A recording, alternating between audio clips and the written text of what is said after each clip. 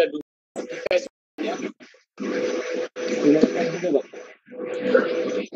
Peserta yang paling jauh, peserta aja yang dari timur atau dari barat itu ya. Ada nggak? Halo, Adik. Mungkin nanti. Halo. Suara saya udah jelas belum? Jelas Pak ya. Jelas, jelas Pak. GG jelas. Izin saya mute dulu. Nanti mungkin Bu Ai atau teman-teman teknis bisa bantu saya untuk nyarikan peserta. Nanti saya di WA nama-namanya saya akan naikkan nanti. Baik Mbak Nisa, ini sudah hadir Pak Kapus juga. Mohon mungkin bisa dimulai Mbak Nisa. Saya akan mulai untuk record. Ya, baik. Terima kasih Mas Toto. Terima kasih semuanya. Assalamualaikum warahmatullahi wabarakatuh. Waalaikumsalam warahmatullahi wabarakatuh. Oke, kita jumpa perdana ini. Selamat datang kepada Bapak dan Ibu guru. Selamat datang juga kepada seluruh peserta BIMTEK Daring PSB Digital tahap 2. Kami ucapkan juga terima kasih kepada PLTK Pusdatin, Bapak Hasan Habibi, dan juga kepada narasumber serta para panelis yang sudah masuk ke dalam room ini. Sedikit saya akan sampaikan. Sorry, Mas Toto, saya nggak bisa next. Gimana Mbak? Ya, okay. Dari Anda, dari Mbak Nisa, bukan dari saya. Ya, oke. Jadi di sini, di 1 bulan pertama BIMTEK kita akan mempelajari lebih dalam lagi tentang dasar-dasar pengembangan media pembelajaran. Kita ada 4 sesi untuk menguatkan pemahaman kita tentang pengembangan media pembelajaran. Ini penting sekali diketahui sebagai dasar bagi Bapak dan Ibu guru di sini mengembangkan media pembelajaran. Oke.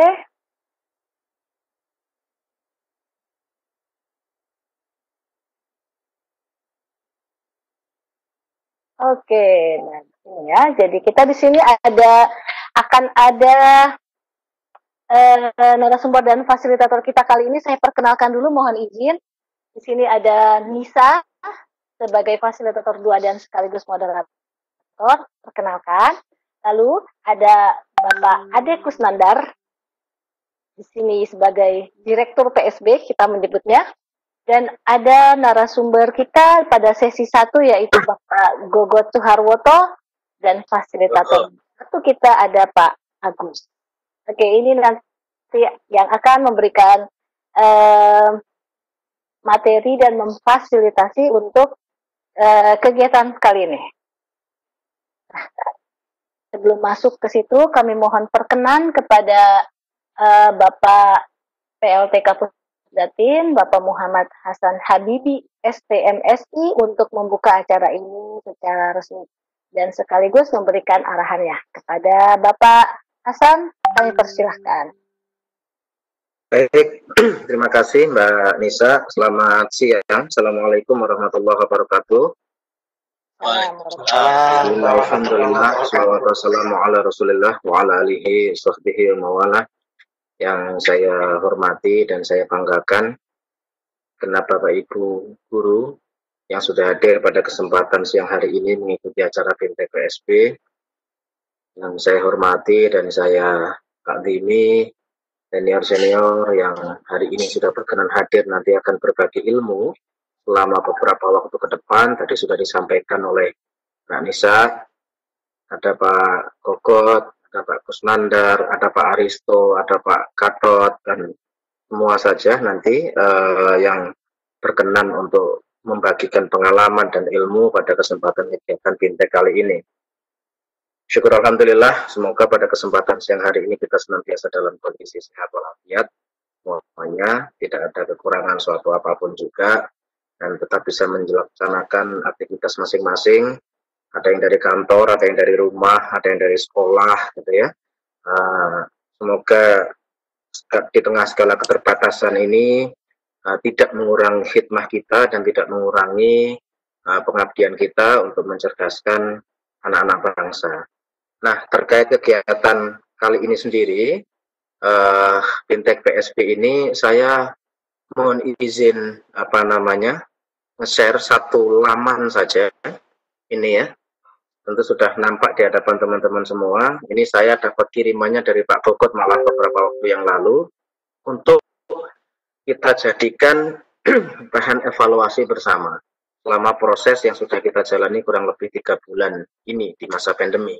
Jadi hasil survei yang dilakukan sama teman-teman Puslitjak kemarin, yang ini mengcover semua SD, SMP, SMA, SMK seluruh Indonesia, sekaligus bisa kita jadikan sebagai sebuah bahan introspeksi terkait semua layanan ataupun nanti materi-materi pendampingan yang akan kita berikan kepada Bapak Ibu guru.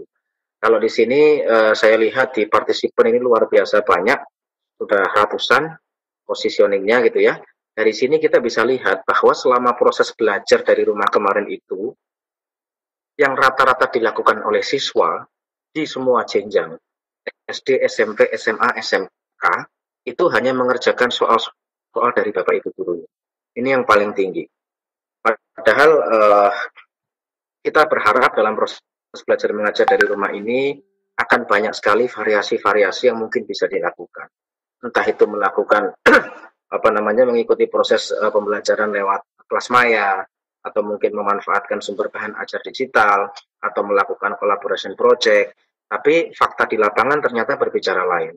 Yang masih paling sering dilakukan oleh adik-adik kita di semua jenjang adalah mengerjakan soal-soal dari Bapak Ibu guru. Ini tentu jadi sebuah pertanyaan besar yang mungkin perlu kita jawab. Kenapa kemudian bisa terjadi demikian dan apa solusi yang bisa kita lakukan sehingga persentase itu semakin menipis. Kalau dari soal ini, dari statistik ini kita bisa melihat bahwa setelah mengerjakan soal dari guru, untuk anak-anak SD yang dilakukan itu lebih banyak belajar dengan televisi. Bagaimana program PDR yang sudah selama ini kita saksikan bisa ditayangkan di TVRI maupun di televisi edukasi. Tapi yang menarik adalah anak-anak SMP, anak-anak SMA, dan anak-anak SMK, ini yang dilakukan adalah belajar dari sumber belajar digital. Dalam ini entah rumah belajar, entah YouTube atau guru, atau Google atau yang lain. SMP itu 47%, SMA itu 59%, dan SMK ini 49%. Ini angka persentase terbesar ya untuk jenjang SMP, SMA, SMK pada saat adik-adik kita belajar dari rumah itu menggunakan belajar dari sumber belajar digital. Nah, kenapa ini data ini penting untuk saya sajikan? Karena ini terkait dengan relevansi aktivitas yang akan dilakukan secara maraton dan paralel beberapa waktu ke depan. Aktivitas kita terkait Fintech PSP ini ya pusat sumber belajar lah kira-kira kan gitu. Sejauh mana nanti kreasi-kreasi yang dilakukan atau mungkin ilmu-ilmu nanti yang dibagikan itu bisa mengenergize persentase ini. Paling tidak mengurangi pengerjaan soal dari guru-guru. Karena tentu kalau kita bicara skema pembelajaran jarak jauh yang beberapa dokumennya sering kita pelajari atau sering di-share, pengerjaan soal itu ada di fase yang terakhir. Fase yang pertama tentu mendalami materi yang akan disampaikan.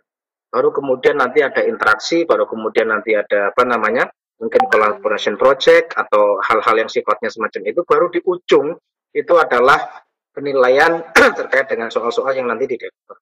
Nah, ini menjadi menarik kemudian bagaimana menggeser tadi itu. Positioning persentase 33%, 47%, 59%, 49%, selisihnya tidak terlalu jauh dengan 85, 86, 87, atau 86. Karena kita sadar betul bahwa beberapa poin yang menjadi titik lemah pada saat belajar dari rumah kemarin itu salah satunya adalah persoalan pemahaman, kemudian yang kedua adalah persoalan interaksi, yang ketiga adalah persoalan fokus dan konsentrasi. Jadi infrastruktur itu sudah tidak menjadi isu yang relevan pada saat terjadi pandemi kali ini. Asumsinya orang sudah mulai bisa mengakses internet dengan TV tanpa ada gangguan yang terlalu berarti. Fokusnya kemudian adalah bergeser ke hal-hal yang semacam itu tadi. Mungkin kenapa orang-orang mengerjakan langsung lebih nyaman dengan mengerjakan soal-soal dari guru, karena untuk melakukan pendalaman materi, untuk melakukan proses interaksi, maupun untuk mengantarkan fokus peserta didik kita pada saat belajar, itu juga tidak mudah. Bapak Ibu guru tentu jauh lebih memahami situasi yang ada di lapangan. Tapi saya pikir ikhtiar ini yang kemudian harus kita lakukan untuk menggeser persentase ini tadi, supaya aktivitas adik-adik kita, entah mereka menggunakan sumber bahan belajar digital atau nonton TV edukasi atau mungkin konten-konten yang lain, persentasenya lebih besar daripada pengerjaan soal-soal itu tadi.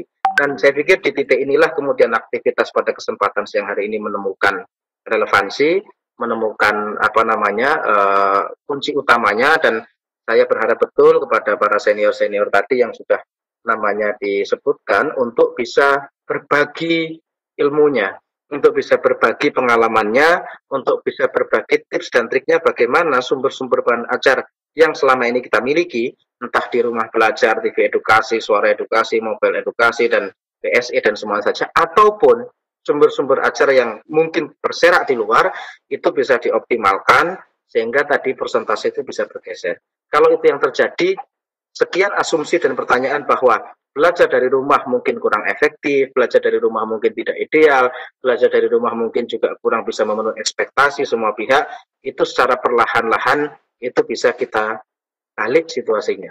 Dan kalau itu sudah terjadi, saya pikir secara ruh, substansi pengembang teknologi pembelajaran yang selama ini menjadi fungsional yang ada di Pusdatin, itu saya pikir akan betul-betul menemukan tempat teruji dan tentunya bisa membalikkan semua prediksi itu tadi. Dan itu kalau sudah terjadi saya pikir luar biasa, dan saya berharap betul sekali lagi buat semua narasumber untuk bisa memfasilitasi Bapak Ibu guru semua sehingga apa yang kita harapkan tadi benar-benar sesuai dengan kenyataan. Saya pikir demikian Mbak Nisa yang bisa sedikit kami singgung terkait dengan aktivitas PSBB ini. Sekali lagi selamat buat teman-teman yang sudah mempersiapkan aktivitas ini, karena ini cukup panjang, maraton gitu ya, dengan beberapa kali materi yang nanti akan diberikan. Mohon tetap teman-teman semua jaga kesehatan, kemudian dan insya Allah kalau kita niatkan segala sesuatunya dengan ikhlas dan tulus, itu Allah juga akan memberikan pahala dan balasan yang terbaik atas aktivitas yang kita lakukan. Demikian yang bisa kami sampaikan. Wabillahi taufiq wal hidayah. Assalamualaikum warahmatullahi wabarakatuh. Waalaikumsalam warahmatullahi wabarakatuh. Mungkin dibuka sekalian, Gus. Oke. Dengan mengucap Bismillahirrahmanirrahim, kegiatan Bintek PSB ini secara resmi kami nyatakan dibuka. Terima kasih. Assalamualaikum warahmatullahi wabarakatuh. Alhamdulillah. Bapak dan Ibu, tepuk tangannya dulu. Ya, alhamdulillahirrahmanirrahim. Bismillah, kita mulai Bintek kita untuk tahap kedua ini. Dan tadi disampaikan oleh Pak Kapus, Bintek ini adalah Bintek yang maraton, panjang, jaga stamina, jaga kesehatan. Baik. Oke, selanjutnya. Ya, untuk mengetahui apa sih Bintek ini, bagaimana mekanismenya, teknisnya, kita langsung saja dengarkan apa yang akan disampaikan oleh Pak Ade Kusnandar tentang Bintek dari PSB Digital ini. Silakan Bapak dan Ibu guru, para peserta, siapkan catatannya, poin-poin penting apa yang harus dicatat dan juga dan juga strategi-strategi apa yang harus dilakukan agar bisa dengan baik. Kepada Pak Ade, dipersilahkan. Terima kasih, Mbak Nisa. Bismillahirrahmanirrahim. Selamat siang menjelang sore semuanya. Assalamualaikum warahmatullahi wabarakatuh. Waalaikumsalam warahmatullahi wabarakatuh. Pertama, saya ucapkan terima kasih atas kehadiran seluruh peserta yang sangat antusias. Ini sudah terlihat di sini ada 174 orang. Kemudian kami dengan sangat mengucapkan terima kasih kepada Gus Hasan, Bapak Kapusdatin, yang sudah memberikan arahan dan dukungan kepada kegiatan ini. Juga pada para senior, Pak Aristo, Pak Gatot, dan teman-teman semua yang hadir, Mas Agus semua, terima kasih atas kehadirannya. Bapak Ibu yang saya hormati, BIMTEK ini merupakan tahap kedua dari serial bimbingan teknis pemanfaatan pusat sumber belajar, dan BIMTEK tahap kedua ini merespon permintaan dari Bapak Ibu agar BIMTEK ini dilanjutkan dengan materi-materi yang sifatnya praktis yang kemudian diperlukan untuk memberikan keterampilan bagi Bapak Ibu dalam dua hal sebenarnya yang Bapak Ibu minta, yaitu pengembangan media pembelajaran dan kemudian model-model pembelajaran inovatif berbasis TIK. Nah, untuk yang tahap kedua ini kita siapkan BIMTEK pengembangan media pembelajaran. Nah, terkait pengembangan media pembelajaran ini, ada beberapa media nanti yang Bapak Ibu akan ikuti dalam serial ini. Ada video, audio, animasi, infografis, multimedia, dan hypermedia. Itu adalah keterampilan-keterampilan yang kami tawarkan kepada Bapak Ibu. Namun demikian, untuk menguasai pengembangan media-media tersebut, ada basic yang sangat penting Bapak Ibu kuasai, yaitu terkait bagaimana pengembangan media itu sendiri. Oleh karena itu, BIMTEK ini dibuka dengan serial pengantar pengembangan media yang hari ini akan disampaikan secara serial. Pertama oleh Gogot PhD, kemudian nanti minggu depan sampai dengan 4 minggu ke depan kita masih dalam serial pengantar media pembelajaran. Nah, 4 meeting ini menjadi dasar bagi Bapak Ibu untuk mengikuti BIMTEK yang lebih spesifik. Akan kita lakukan seperti juga tahap pertama akan kita lakukan melalui 2 jalur, yaitu jalur video conference, di mana ini terbuka bagi Bapak Ibu untuk join, dan kita harapkan jangan on off, maksud saya ya, siapapun boleh gabung, tapi kami harapkan tidak on off, artinya selesai satu serial tidak-tidaknya kemudian nyambung ke serial berikutnya. Nah, jalur yang kedua nanti adalah melalui kelas web simpatik. Kelas web simpatik belum dibuka untuk pekan ini, nanti kita akan mungkin 2 atau 3 pekan ke depan, jadi kita mulai dengan kelas video conference-nya dulu, dan di kelas ini kami harapkan Bapak Ibu bukan hanya menyimak sambil lalu saja, tapi juga nanti kalau ada interaktivitas atau ada tugas-tugas yang barangkali bisa Bapak Ibu kerjakan atau Bapak Ibu bisa sharing pengalaman juga nanti kami harapkan. Terima kasih kepada Bapak Ibu semua yang sangat luar biasa dan sangat antusias untuk mengikuti kegiatan ini. Mudah-mudahan apapun yang kita laksanakan ini bermanfaat dan kemudian menambah menjadi amal soleh. Terima kasih, ini saja sebagai pengantar. Mohon maaf apabila ada hal-hal yang kurang berkenan. Kemudian apapun nanti permasalahan yang kita hadapi, mari kita solusikan bersama. Kemudian kalau ada hal-hal yang ingin Bapak Ibu diskusikan, nanti ada forum diskusi, baik di WA Group ataupun di Telegram. Demikian sebagai pengantar, sekali lagi kami ucapkan terima kasih. Ini alhamdulillah Pak Gogot Suharwoto PhD sudah hadir, Mas Agus, Pak Aristo, dan juga kita berikan aplaus juga untuk moderator kita Ibu Hairunisa. Kami kembalikan. Assalamualaikum warahmatullahi wabarakatuh.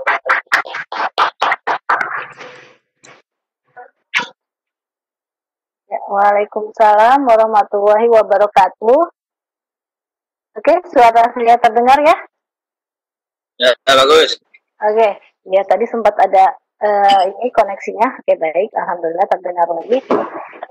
Baik, Bapak dan Ibu gimana? Sudah siap ya? Kita mulai masuk ke sesi yang pertama ini. Jadi tenang aja, kita akan serius tapi akan dibawa santai gitu ya. Izin sedikit sebelumnya, sebelum masuk ke sesi dari Pak, sorry salah.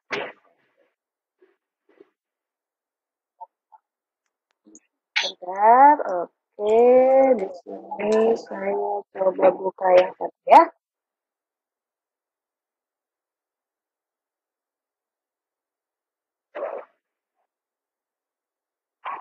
Oke. Ya, ini oke ya. Sekarang kita ke sini. Kita sebelum masuk ke sesi dari yang akan disampaikan oleh narasumber kita, izinkan saya sedikit untuk melakukan survei kecil-kecilan lah ya. Kayaknya gitu ya. Ada semuanya di sini. Kami di sini ingin tahu apa yang sudah Anda tahu. Ya. Cari tahu apa yang Anda sudah tahu. Caranya adalah silakan dibuka laman www.menti.com, lalu masukkan kode join di poin ini 188902, lalu submit. Oke, bisa mudah ya, bisa dipahami ya Bapak dan Ibu, silakan. Silakan untuk kami ingin melihat terlebih dahulu apa yang sudah Anda tahu.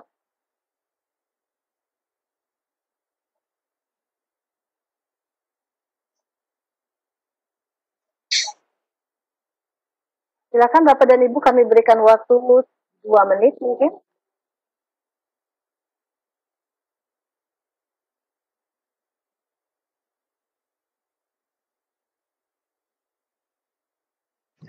Sepertinya tayangan lagi.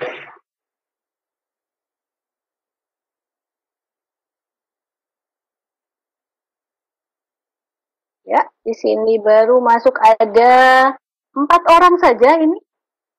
Kita lihat bersama-sama ya. Mungkin diulang caranya barangkali. Oke, baik Pak, baik Pak. Khawatirnya tidak semua di depan laptop ya. Oke, kita ingin cari tahu apa yang sudah Anda tahu. Caranya adalah ketikkan di web browsernya www.menti.com, akan muncul tampilan seperti ini, Mentimeter. Lalu ketika dia meminta kode, masukkan kodenya 188902, lalu klik submit. Ya, saya ulang sekali lagi ya, Bapak dan Ibu silakan buka web browsernya, lalu ketikkan www.menti.com. Oke. Nah, di situ ada satu pertanyaan yang bisa Bapak dan Ibu jawab, silakan diketikkan. Nah, di sini kita bisa melihat ya, sudah ada 30 orang yang menjawab. Oke.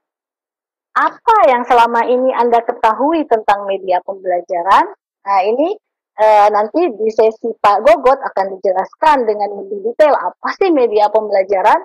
Tapi sebelumnya kita sama-sama lihat dulu nih, apa sih yang ada di dalam pikirannya Bapak dan Ibu? Media pembelajaran itu apa sih? Video pembelajaran. Oke, membuat pembelajaran lebih menarik. Belum pernah mendengar bahkan ada yang mengatakannya ya. Ada juga yang mengatakannya segala alat pengajaran yang digunakan untuk membantu menyampaikan materi pelajaran dalam proses belajar. Ada yang mengatakannya sarana atau alat bantu untuk membantu pelaksanaan kegiatan pembelajaran. Atau alat yang membantu guru dalam proses pembelajaran. Silakan, masih ada lagi yang lain yang mau Mbak Disa, itu yes. Blank begitu ya? Mbak Disa enggak layar ya? Layarnya tidak terlihat. Layar dari Mentimeternya saja dibuka Mbak Nisa, kasihan. Oh ya, oke. Saya share ya. Iya, jadi biar kelihatan hasil jawabannya ke kita-kita semua. Yang tampil di kita kan pertanyaannya ya, betul ya? Oke, baik. Izin Mbak Nisa, yang di-share bukan share PPT, tapi share web browser-nya atau share desktop saja, share screen. Jadi biar yang tampil di kita screen-nya bukan hanya PPT-nya saja. Tadi mungkin Mbak Nisa share PPT tadi. Ya, berarti yang saya share ini yang Sharing yang browsernya aja Mbak Nisa. Coba, kalau sekarang udah kelihatan belum Bapak dan Ibu? Oke, kelihatan ya. Ya, ini jadi ini Pak Gogot, Pak Ade, Pak Agus, Pak Soleh ya. Jadi ini adalah yang diketahui oleh Bapak dan Ibu tentang apa itu media pembelajaran. Gimana ya? Kelihatan ya ini ya? Oke, media yang digunakan untuk pembelajaran. Bapak dan Ibu juga bisa melihat ya kalau seperti ini ya. Pak Soleh, oke, terlihat Pak Soleh? Ya, media pembelajaran adalah alat pengajaran, gitu ya Pak Soleh ya. Ada yang mengatakan media pembelajaran dapat membantu guru dan siswa. Jadi sebagian besar sih sepertinya ini udah punya pengalaman sepertinya tentang apa itu media pembelajaran. Wah, sudah cukup banyak ini nih. Pusat informasi loh, media pembelajaran pusat informasi ya. Nah, ini banyak sekali yang mengatakan nih Pak Gogot, media pembelajaran itu video, media pembelajaran itu video pembelajaran, nah gitu ya. Nanti Pak Gogot bisa menjelaskan lebih detail lagi ya.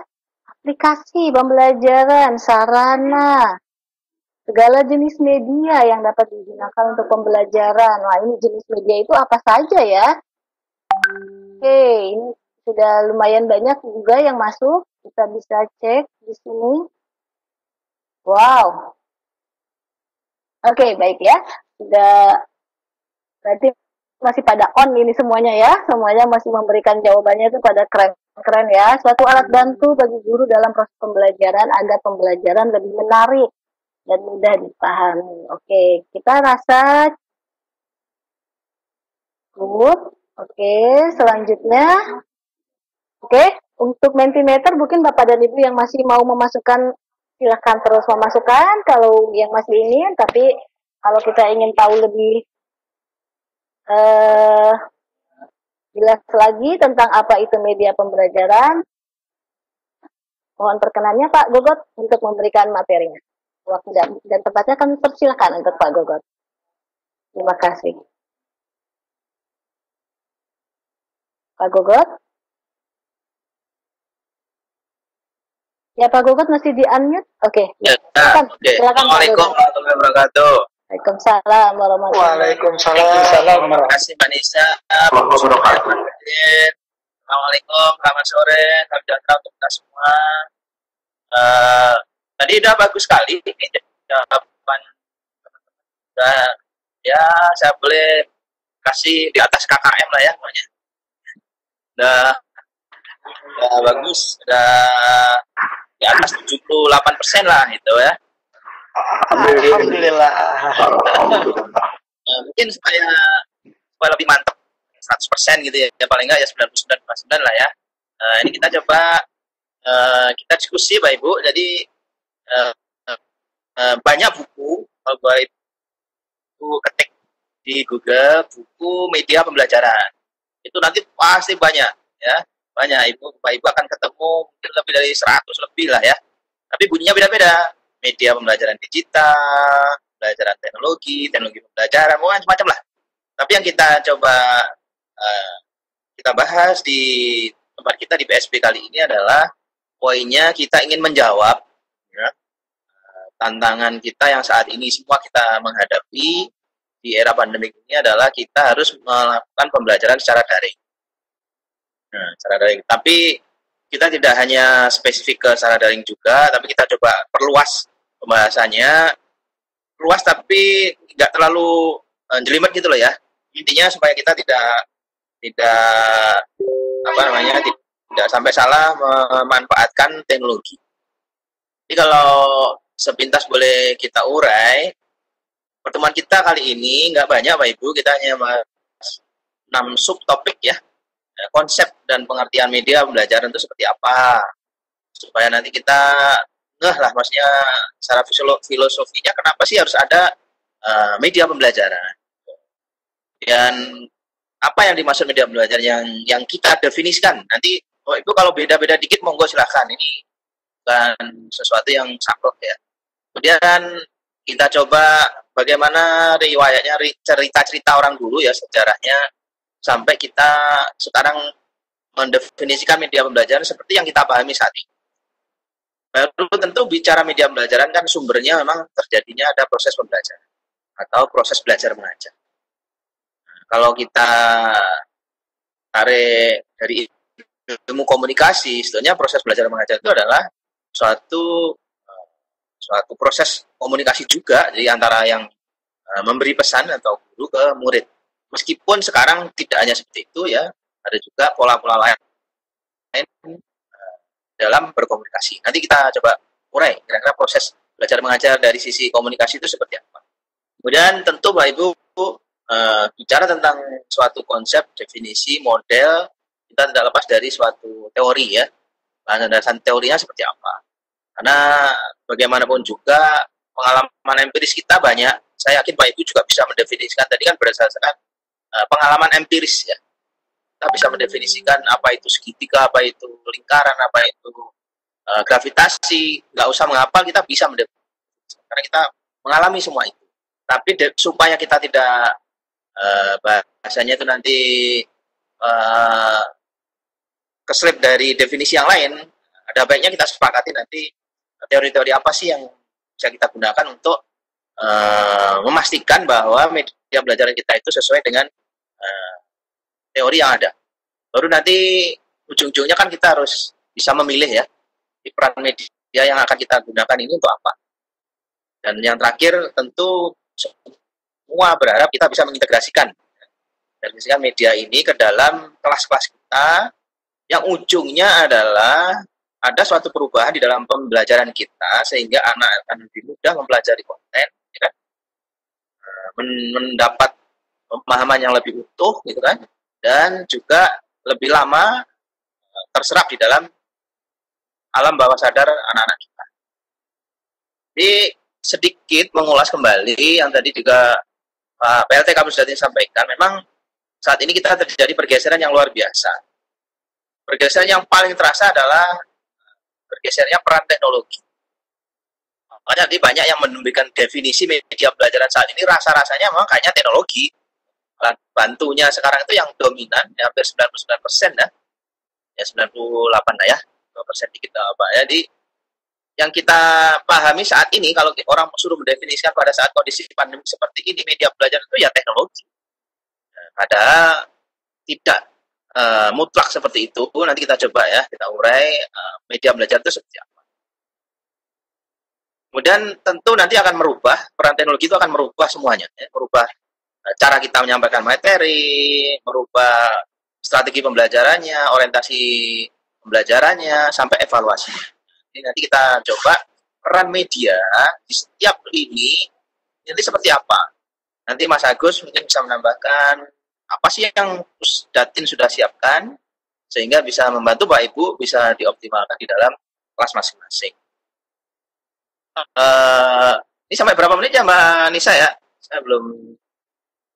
Pak, ya. Jadwal kita kan nanti sampai jam 3 ya Pak ya, tapi tadi ternyata mohon maaf juga Pak, ada kendala teknis sekitar 15 menit, mungkin dari kita sampai jam 3:15. Waktu Pak Bogor untuk menyampaikan materi mungkin sekitar 30 menit supaya bisa ada waktu untuk diskusi Pak. Ya, jadi Pak Ibu, belajar itu rasanya kan dari ayunan sampai liang kubur lah. Nantinya proses belajar kita itu tanpa batas bahasa sudah. Hanya kalau kita mau membuat definisi yang sederhana supaya kita sepakat nanti, intinya di dalam proses belajar itu ada suatu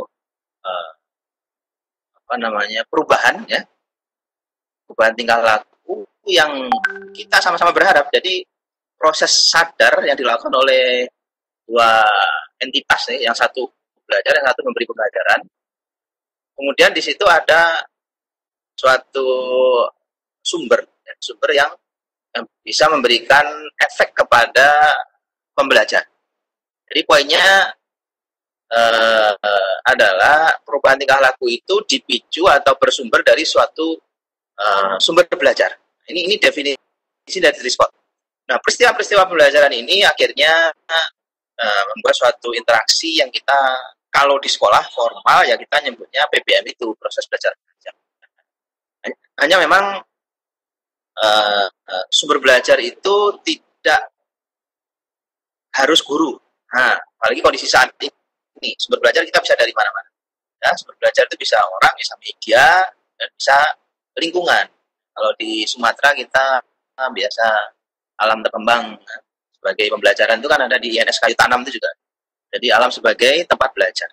Jadi ini sudah dicatat sebagai definisi yang formal ya, yang resmi bahwa dalam proses sumber belajar itu ada 3 jenis ya, bisa orang, kita guru ya, bisa medianya ya, yang bisa menjadi sumber belajar atau memang lingkungannya. Jadi kita tidak bisa menutup satu definisi, tapi 3-tiganya bisa digunakan sebagai sumber belajar. Nah, kalau mau diurai dikit, ya berarti sumber belajar itu bisa kita breakdown, kita pecah-pecah menjadi 4 unsur lah ya, unsur kan. Yang pertama ada device, ada alatnya ya, kayak laptop itu alatnya. Kemudian ada bahan materinya atau softwarenya. Kita install Zoom, kita install Webex, ini softwarenya. Ini contoh ya, contoh satu katakanlah laptop itu udah device-nya, kemudian kita taruh softwarenya sehingga kita bisa menggunakan laptop untuk komunikasi seperti sekarang ini. Ini adalah softwarenya, kita taruh Webex, kita taruh Zoom. Saya menaruh PowerPoint juga, ada operating systemnya sehingga kita bisa komunikasi dengan alat. Ini ada softwarenya. Kemudian ada prosedurnya. Prosedurnya bagaimana? Nah, kita gunakan PSB ini, ya, PSB daring ini adalah salah satu cara untuk yang kita sepakati lah, teknik yang kita sepakati untuk berkomunikasi, ya, memanfaatkan media pembelajaran, sumber belajar ini. Kemudian settingnya seperti apa? Ya maksudnya setting itu lingkungan, jadi kita jarak jauh, bahasanya itu sinkronus ya, kita tatap maya, baik itu yang ada di Mantan, di Papua, di Nganjuk, dimanapun lah berada. Nah ini settingnya Bapak Ibu di jauh, saya juga jauh. Ini yang di Pusdatin aja tempatnya di mana-mana nih. Mas Agus mungkin di Semarang ya, Mbak Nisa mungkin di Ciputat ya, Pak Aristo di Jogja. Nah ini kita di dalam setting yang jauh. Jadi sumber belajar yang kita sekarang alami adalah kita melakukan tatap maya menggunakan Webex ya, dengan materi PowerPoint tadi ya, yang sekarang kita bahas sekarang ini.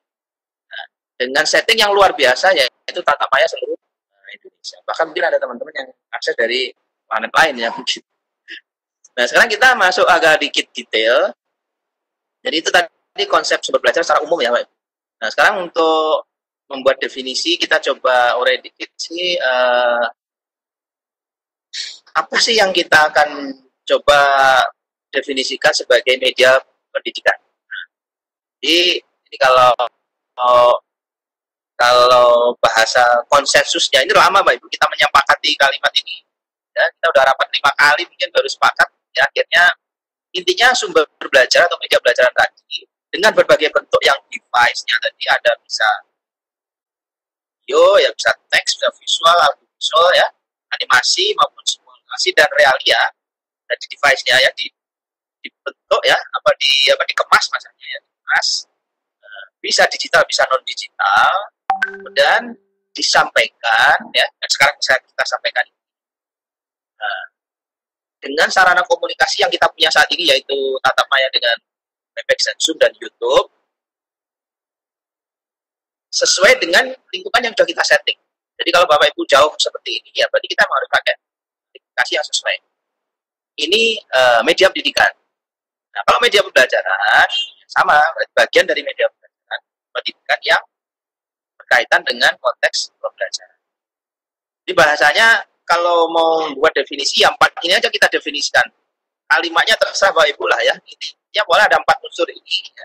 Kalau mau dikalimatkan ya seperti ini. Jadi intinya ada device-nya, ada materialnya, ada settingnya, dan ada tekniknya, prosedurnya. Jadi 4 ini yang biasa kita jadikan. Ini kalau Bapak Ibu breakdown media pendidikan ini, definisinya yang mengandung 4 unsur tadi. Gimana Bapak Ibu, masih ngantuk? Masih ngantuk. Belum ngantuk ya, baru 1. Ini baru kita bahas 6 ini satu topik. Saya juga khawatir nih, Bapak Ibu bisa ngantuk nanti ya. Nah, nanti habis 2 sub kita inilah ya, tulis ya, kasih pertanyaan-pertanyaan. Nah, ini sekarang kita mau bicara sejarah, Pak Ibu. Sejarah. Mulai ngantuk biasanya kalau bicara sejarah. Tapi kalau saya nggak akan detail, tapi intinya adalah sejarah ini sebenarnya sejarah peran media pendidikan atau media pembelajaran. Perannya tadinya hanya sebatas alat bantu, audio bisa, visual bisa, dan menjadi alat penyalur pesan dan informasi. Karena apa? Karena memang ternyata keberadaan alat media pembelajaran itu juga mengikuti demand, mengikuti kebutuhan. Pada saat teori pembelajarannya sudah merangkak, jadi sudah naik bahwa ternyata pendidikan itu proses yang harus kita kelola. Jadi intinya harus kita berikan stimulus sehingga tingkah laku anak itu bisa muncul. Itu teorinya behaviorism. Behaviorism ini akhirnya membuat kita mendefinisikan media itu sebagai penyalur pesan dan informasi, sehingga perubahan perilaku itu bisa muncul. Beriring dengan waktu, kan ternyata anak-anak kita itu tidak harus kita paksa pun juga sudah sekarang bisa belajar. Jadi ternyata media itu juga harus kita sudah jadikan sebagai salah satu unsur di dalam suatu sistem yang utuh. Jadi mau pakai teori apapun ya, intinya anak harus kita berikan keleluasan untuk mendefinisikan pengetahuan yang mereka pahami.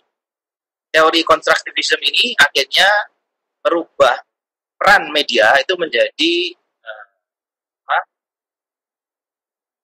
unsur dalam suatu subsistem.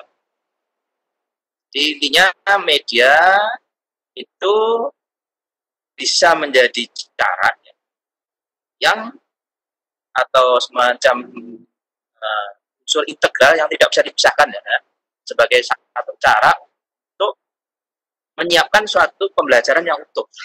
Bahasanya gitu ya. Kalau mau dibahasakan yang bahasanya banyak yang lengkap ya, Jadi subsistem pembelajaran kalau secara lengkap, intinya Bapak Ibu, kita sekarang menganut suatu sistem bahwa pembelajaran itu utuh. Itu artinya apa? Ada suatu tujuan yang ingin kita capai, ada strategi yang kita siapkan untuk mencapai tujuan itu, dan ada media yang menjembatani sehingga kita bisa nyampe ke tujuan itu. Media itu ada alatnya, ya. Ada orang yang mengoperasikannya, fasilitasi proses belajar itu, dan juga ada setting atau lingkungan belajar yang kondusif, yang kita sepakati sebagai sarana tercapainya tujuan tadi. Soalnya kalau kita bahasa sederhananya ya intinya memang media itu membantu kita untuk mencapai tujuan, gitu, tujuan pendidikan tadi. Tapi kalau mau lengkapnya ya 6 unsurnya harus kita jelaskan satu persatu, sehingga kita bisa punya gambaran utuh bahwa media ini adalah setiap kita melakukan pembelajaran, media itu harus menjadi satu bagian dari setiap pembelajaran yang kita lakukan.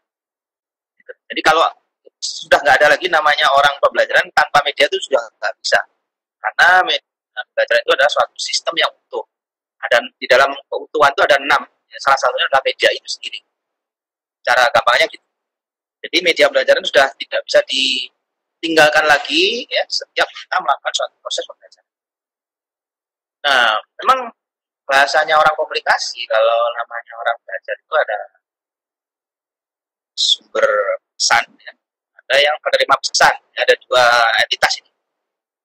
Yang memberi pesan yang biasa kita kan, guru bisa, orang bisa, ya, tulis, apapun lah. Kita juga sekarang, saya ini sebagai pemberi pesan, Bapak Ibu sebagai penerima pesan, di antara kita ini ada media yang menjembatani. Media itu mengisi atau memberi dalam membawa pesan-pesan ya, berupa kata, berupa tulisan, simbol, visual ya. Yang sekarang Bapak Ibu tonton ini adalah Bapak Ibu menggunakan media ya, media pelajaran Zoom berbasis Webex ini ya, Webex atau Zoom ini yang berbasis tatap maya ini dengan konten-konten yang saya sampaikan sekarang. Nah, proses yang saya siapkan, yang kami dari tim sudah siapkan itu namanya encoding.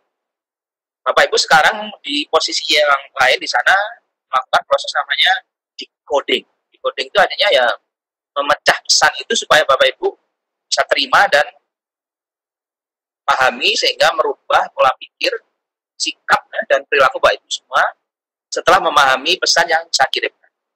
Nanti tadi Pak Ade memberikan pesan, jangan putus, gitu kan? Jangan hanya sekali-sekali. Nah, pesan-pesan itu nanti akan merubah sikap Bapak Ibu. Oh, ternyata saya nggak boleh putus. Saya nanti ada vikon berikutnya tanggal 4 Juli harus datang lagi. Pesan ini berarti nyampe. Nah, memang ada beberapa kejadian ya. Ini sama sebenarnya.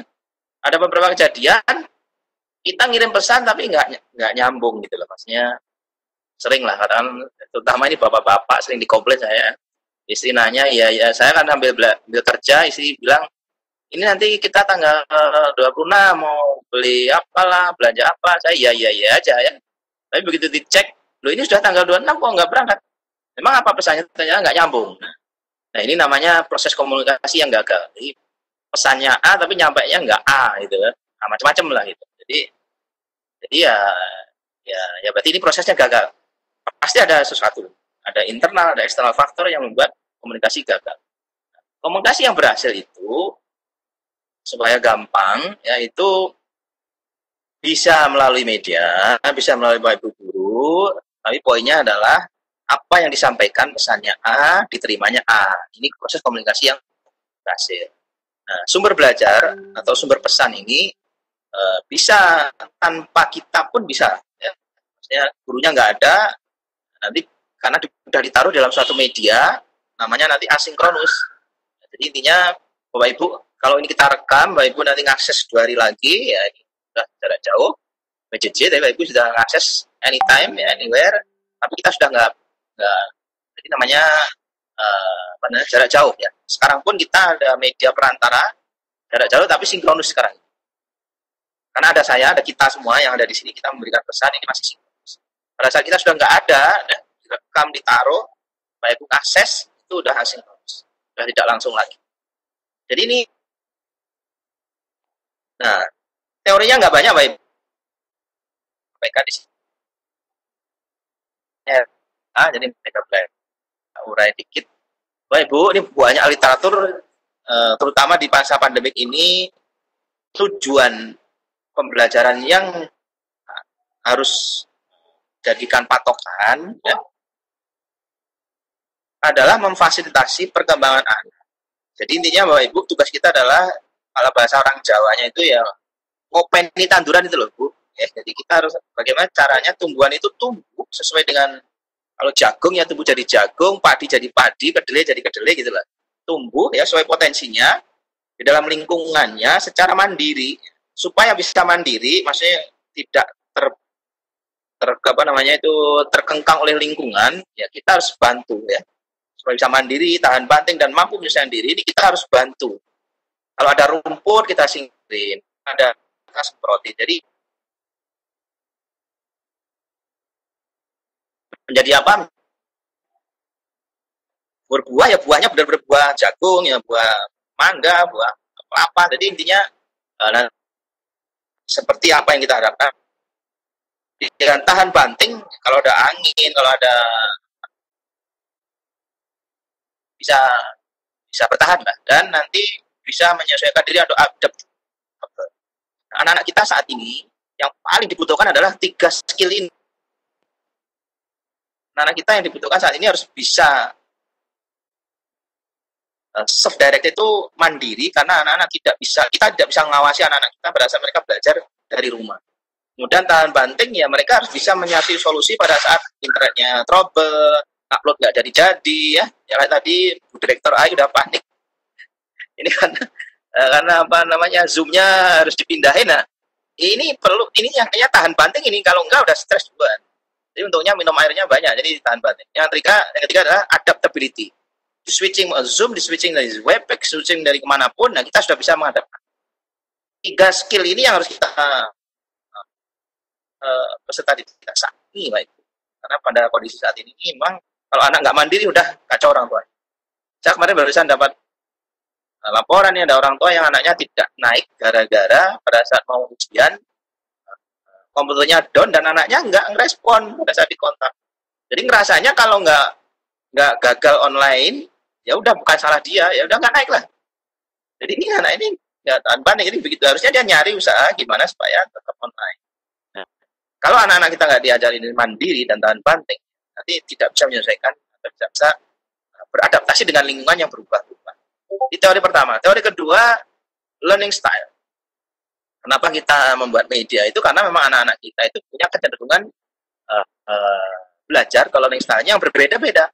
Ada yang lebih menonjol pada saat ada fasilitas verbal, media verbal. Intinya kalau dengerin sesuatu itu dia cepat nangkep. Ada yang visual. Jadi kalau melihat sesuatu, kalau diceritain saja dia nggak ngerti. Tapi begitu ngelihat dia inget banget. Bisa ada yang musical, auditory. Jadi intinya harus ada melankolisnya lah bahasanya. Enggak. Kalau suaranya nggak enak tuh ayah udah nggak mau dengerin dan dia nggak akan paham. Kemudian ada physical, estetik, dan anak-anak ini harus hobinya memang gerak ya. Kan hobi filosofi ini. Kalau filosofi dia pasti tidur. Padahal dia nggak bisa. Dan sebagainya. Banyak macam. Ada matematika, ada sosial, ada solitary, ada combination dari antara tadi. Nah, teori inilah yang dikembangkan oleh Colt ini, yang mendasari David Colt ini, yang mendasari kita harus memberikan fasilitas kepada mereka supaya mereka bisa terlayani. Yang ketiga teorinya yang perlu kita perhatikan di dalam media pembelajaran ini atau proses belajar mengajar ini adalah Edgar Dale yang membuat kerucut, rasanya apa sih ya, kerucut pembelajaran. Ya, jadi intinya semakin banyak aktivitas atau keterlibatan peserta didik, maka pemahaman mereka atau penyerapan materi itu akan lebih banyak. Semakin kecil kita libatkan mereka, kelibatan itu apa? Semua organ, Pak Ibu. Selama ini kita memahami pembelajaran itu ya sementing anak itu matanya melihat ke kita. Mata itu bisanya hanya melihat. Kalau telinga kan kita nggak bisa mendetek telinganya dengerin kita apa enggak, tapi matanya melihat ke kita berarti aman anak-anak. 30% berarti mentoknya nanti kalau kita hanya melihat anak itu yang penting lihat ke kita. Padahal anak-anak itu bisa kita optimalkan, bisa aja matanya ke kita tapi sebetulnya angan-angannya telinganya udah ke yang lain. Kalau kita libatkan mereka merespon apa yang kita sampaikan, itu bisa sampai 70%. Kalau mereka kita libatkan dalam satu kelompok, mengkomunikasikan kerjasama, membuat suatu ide, ya, baru nanti muncullah yang 90% tadi. Jadi ini intinya ya Pak Ibu, kalau semakin kita libatkan, anak-anak itu bahasanya itu experiential learning, jadi mereka benar-benar mengalaminya, itu akan 90%. Ini sudah Pak Mbak Nisa, apa lanjut atau mau ada kuis? Lanjut aja Pak. Terima kasih. Lanjut aja. Sama Bapak Ibu, minum-minum air kuah dulu ya. Ya. Mungkin 10 menit lagi ya Pak ya. Oke, siap. Nah, sekarang Bapak dan Ibu yang mau bertanya silakan, mohon maaf sebentar Pak Gogot ya. Kalau ada Bapak Ibu yang mau bertanya atau berdiskusi, nah silakan dituliskan di kolom chat, nanti setelah ini kita langsung bisa diskusi. Terima kasih, silakan Pak Gogot. Ya, baik. Monggo silakan Pak Ibu, ditaruh di chat ya. Ini tinggal beberapa slide lagi. Yang kedua, kalau kita sudah mampu atau kita paham media, betapa pentingnya media pendidikan, sekarang kita coba apa sih yang bisa dilakukan dengan media. Yang paling sederhana, ya intinya karena ini proses komunikasi ya, berarti peran media adalah memperjelas penyajian pesan. Pesan yang paling bagus itu ya, yang sesuai dengan jenis pesannya dan siapa yang kita beri pesan. Kalau kita mau sederhanakan ya intinya adalah jika dalam pesan itu kita ada keterbatasan ruang, waktu, daya indera kita, karena pesannya terlalu besar, terlalu kecil, atau terlalu lambat, atau bahkan peristiwa masa lalu, atau proses yang suatu kompleks, proses sesuatu yang kompleks, atau konsep yang sangat luas, nah perlu ada media itu. Jadi peran media itu peran media itu membuat yang besar menjadi kecil sudah cukup di kelas kita, yang terlalu panjang menjadi pendek, yang terlalu luas menjadi sederhana, ya, yang terlalu kompleks sehingga bisa tertampung dalam suatu diagram, ya, yang terlalu luas katakanlah gunung berapi dan sebagainya bisa kita visualkan taruh dalam suatu film. Jadi intinya adalah menjembatani supaya pesan itu tertangkap penerima pesan dalam proses belajar mengajar itu bisa terjadi pemahaman yang utuh. Kalau gunung hanya kita gambar 2 dimensi kan nggak utuh nanti pesannya. Supaya pesannya utuh ya berarti media yang harus kita pilih yang sesuai. Kemudian mengatasi sikap pasif. Jadi kita punya peserta didik yang learning style-nya macam-macam. Pada saat kita hanya cerita saja sesuatu yang abstrak sehingga mereka mengalami kesulitan, ini perlu kita gunakan media yang tepat sehingga anak-anak akan jadi lebih termotivasi. Contoh lah, atau kita hanya bicara tentang konsep kimia. Saya dulu paling sulit tuh mempelajari proses kimia. Nah, sekarang alhamdulillah sudah ada banyak lab maya di Banjar, ada juga mobile edukasi yang mengembangkan. Sekarang juga ada laboratorium maya itu bisa menggambarkan proses terjadian kimia yang bisa ditampilkan dalam suatu visual. Itu lebih mudah. Jadi anak-anak lebih bergairah, lebih semangat. Dan juga kita ini Bapak Ibu nggak repot ya, kita menghadapi anak-anak yang berbeda-beda background-nya, tapi harus menyelesaikan kurikulum yang sama. Supaya mereka tuntas dalam waktu yang bersamaan, meskipun nggak 100% sama, tapi paling tidak jauh berbeda, kita perlu suatu media, sehingga anak-anak menerima stimulan yang sama, pengalaman yang sama, dan pemahaman atau persepsi yang tidak berbeda-beda. Yang terakhir nih, media pada saat kita sudah paham, oh ternyata kalau aku ngajar matematika, saya ngajar matematika, pelajarannya ini adalah statistika, median mode katakanlah, berarti saya bisa menggunakan matematikanya Excel lah, sederhana ya, cara menggambar grafik, cara modus median dan sebagainya. Nah, sekarang bagaimana kita mengintegrasikan? Kalau sudah ada media yang banyak, makanya sekarang ini masalahnya adalah yang paling sulit adalah bukan membuat media atau mencari media, yang sulit adalah memilih media. Karena media sudah banyak sekali. Kalau boleh saya coba ambil teorinya diffusi, teori diffusi informasi. Jadi kalau ada informasi bagaimana kita mengadopsi, ini ada 5 langkah. Yang pertama adalah kira-kira kalau saya pakai media ini apa untungnya dari materi yang saya ajarkan. Yang kedua, kalau media ini saya masukkan dalam RPP saya, kendaraan saya, apakah akan sesuai dengan tujuan yang sudah saya siapkan sebelumnya? Makin mengerti tentang konsepnya, akan saya ajar. Kemudian kita juga harus mendesain, ya, pastikan kalau ini masuk media ini, pelajaran saya, bagaimana strateginya di awal pelajaran, di tengah pelajaran, di akhir pelajaran kita menggunakan teknologi itu. Seperti apa? Apakah nanti teruntuk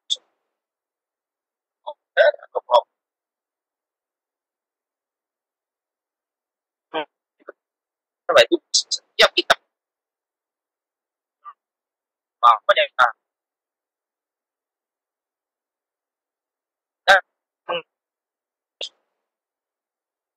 masa jauh soalnya pilihan udah kenapa ngobrol dengan itu nggak bisa. Jadi ini harus kita sesuaikan. Ada teori lain yang namanya asumsinya pastikan bahwa hasil teknologi kita akan sesuai dengan apa yang kita harapkan.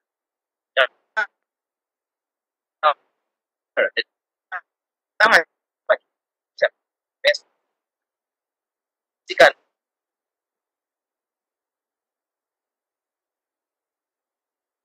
tujuan umum atau objek ini saya bab tentang persamaan linear dan kuadrat jelas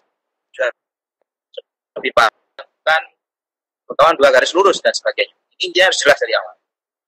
Jadi kita sih ini ada paketnya paling yang tinggi ya, karena sudah banyak sehingga nanti akan banyak sangat dulu dari yang luar biasa realia apapun lah ya, yang kayak biru. Baru nanti kita kalau sudah ketemu media yang kita pilih, materi yang sudah dapat, nah dipastikan bagaimana kita gunakannya. Itu apakah kita sesuaikan dengan konten yang kita kirim begitu saja ke anak, ya, atau kita taruh supaya anak-anak paham. Pasti seperti apa. Baru nanti Bapak Ibu,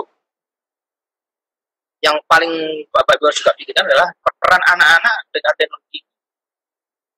Kita harapkan seperti apa? Media ini nanti bagi anak itu kita harapkan seperti apa?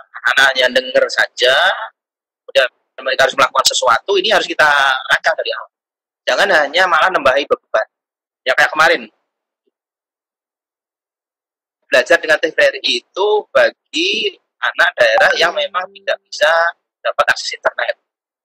Tapi yang terjadi, banyak juga di media komplain, ternyata dengan belajar dari TV, itu sudah ada orang tua yang batin. Ini kalau anak-anak nanti jadi ada TV, belajar dari TV, kayaknya PR-nya nambah beneran ternyata. Jadi harusnya tidak seperti itu. Kalau sekolahnya sudah punya penugasan, ya tidak boleh lagi penugaskan untuk anak-anak nonton TV, hanya kerjakan tugas-tugas yang ada di TVRI. Memang di TVRI kita berikan itu tugasnya apa, tapi karena ya, tidak bisa membedakan bagaimana mengintegrasikan media, sehingga seolah-olah anak-anak juga harus mengerjakan PR yang ada di TV. Jadi TV malah memberikan beban, kan memberikan kemudahan pembelajaran bagi peserta didik dan guru. Nah, yang terakhir tadi saya pastikan lagi Pak Ibu, timbal balik harus ada. Jadi teknologi mestinya memberikan timbal balik yang mudah, sehingga tanpa distorsi. Karena kalau nggak nyampe tadi kan pesan yang distorsi dengan spam. Nisa, sekarang udah semua, makasih. Maaf, salah cerita saya. Kalau ada yang kurang monggo nanti kita diskusikan lebih lanjut. Mas Agus, silakan kalau mau nambahkan. Makasih Mbak, bisa waktu saya kembalikan. Oke, Bagus. Terima kasih banyak untuk materi yang sudah disampaikannya, ringkas, padat, padahal itu sebenarnya Pak, waktu saya kuliah itu 1 semester sebenarnya. Nah, ternyata dari materi yang sangat ringkas itu ada banyak sekali pertanyaan yang disampaikan oleh Pak Ibu Guru, Bapak dan Ibu Guru di sini ya. Nah, ini sedikit saya sudah mohon izin saya bisa share untuk Mas Toto. Ya, Mbak, siap. Bisa share konten ya, terima kasih. Saya pindah dulu ya, Mbak ya. Oke, nah Oke, silakan Mbak. Ya. Oke, Pak Gogot, ini coba saya sudah dapat 2 lembar setengah, hampir 3 lembar ya. Terlihat tidak? Mas Agus, bantuin deh. Betul Pak, pertanyaannya ini luar biasa, kritis-kritis sekali ternyata ya. Ini dijaga terus semangatnya, ada 1, 2, 3, 4, 5, 6, 7, 8, 9, 10, 11 yang terangkum sampai akhir tadi Pak Gogot selesai menyampaikan materi. Nah, di sini ada Ibu Fitri dari SMKN Bukit Tinggi. Halo Ibu Fitri. Nah, pertanyaannya adalah, selama masa pandemi ini yang mengharuskan untuk tetap berada di rumah, maka media yang paling gampang diberikan kepada siswa itu apa? Karena ini semua pasti menyangkutnya ke paket internet. Jadi ada siswa yang tidak punya atau bagaimana gitu ya. Sehingga semua siswa bisa menerima materi. Itu satu. Ya Pak ya. Tentu yang kedua, ada juga dari Ibu atau Bapak Windy nih ya. Apa perbedaan sumber belajar, media, alat peraga? Ya, apa sih sebenarnya perbedaannya? Karena tadi masih pada saat pertanyaan pretest di depan masih banyak yang bilang media itu ya video. Nah, apa sih bedanya sama alat peraga atau sama sumber belajar? Lalu ada Pak Koryang di sini ya. Tadi Bapak menyebutkan media yang tepat. Apa sih syaratnya yang disebut media yang tepat itu, Pak? Oke, Pak Gogot ya, seru kan pertanyaannya ternyata ya pada semua nih. Next itu ada Pak Windy, Ini ya, pengulangan pertanyaan tadi ya. Lalu ada Ibu Sri. Nah, Ibu Sri yang saya alami. Nah, kelihatannya ini Ibu Sri guru matematika nih ya. Dalam pembelajaran matematika dengan menggunakan media pembelajaran yang ada di sekitar memang semuanya aktif. Oke. Tapi yang mengecewakan bila diberikan soal dan mereka kebanyakan menjawab dengan jawaban yang kurang tepat. Padahal udah pakai media, menarik, aktif, tapi begitu jawab soal, ternyata salah. Nah, gimana itu Pak Gugat tuh Pak? Atau nanti Pak Agus bisa bantu nih jawabnya nih ya. Geng. Lalu ada Ya, Pak makasih. Samsuri. Pak Samsuri bertanya mengenai media pembelajaran yang terbaik. Nah, ini pertanyaan nih, ada nggak sih media pembelajaran terbaik dan bisa disampaikan ke peserta didik? Sementara hambatannya tidak semua peserta didik memiliki perangkat komunikasi. Oke. And then ada Linda, Bu Linda bertanya tentang bagaimana sih cara membuat media yang menarik, yang tidak membuat peserta didik menjadi bosan. Oke. Ada Ibu Herawati yang bertanya bagaimana cara mengatasi siswa yang pasif belajarnya walaupun sudah ada media pembelajarannya. Lalu ada Pak Ujang yang bertanya unsur apa saja yang perlu diperhatikan dalam membuat media pembelajaran. Nah, ini agar medianya berhasil menyampaikan pesan tentunya kan, tapi juga menyenangkan bagi siswa, serta materinya bisa disampaikan kepada siswa. Sehingga bukan hanya menarik, tapi begitu diuji ternyata pada tidak ngerti gitu ya. Ada juga Ibu Nafin dari SMP Negeri 7 Kunto Darussalam yang bertanya tentang bagaimana dengan penerapan media dengan pembelajaran luring. Lagi tren ini Bu ya.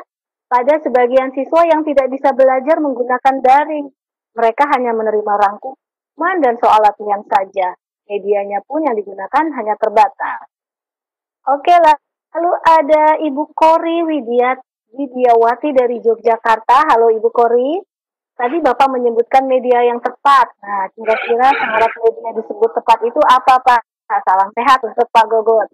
Oke, lalu ada Ibu Fitri. Nah, Ibu Fitri ini adalah guru tata boga.